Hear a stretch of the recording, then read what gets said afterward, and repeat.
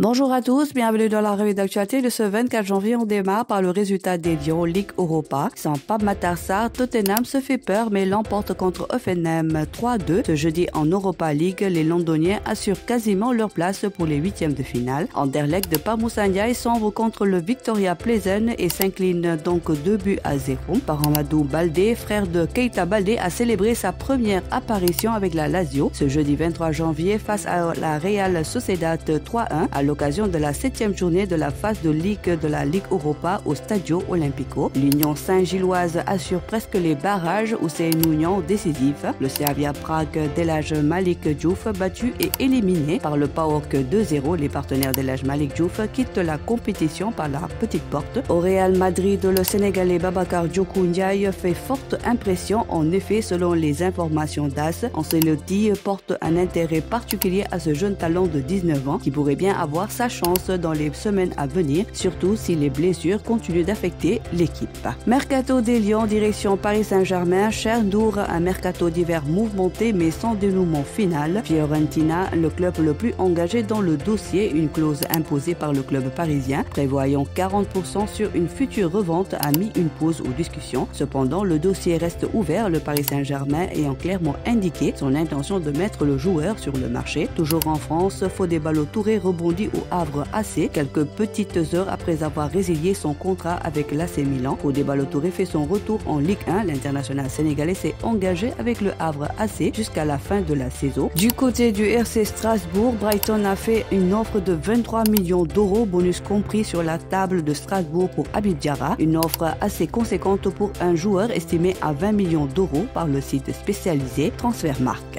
Lambeau pour finir, Jacob Baldé fait son mea culpa. Jacob Baldé a révélé les dessous de son audition ce mercredi dans les bureaux du CNG après sa participation à la bagarre entre Ama Baldé et Franc le 18 janvier dernier. Tout comme Ama Baldé et Sorbundao, le lutteur pikinois, Jacob Baldé a été entendu par la commission règlement et discipline du CNG et en donné un coup de poing à Franc. Le neveu de Ama Baldé dit regretter profondément son geste et s'est ainsi dit prêt à accepter la sentence que prononcera le CNG dans les jours à venir.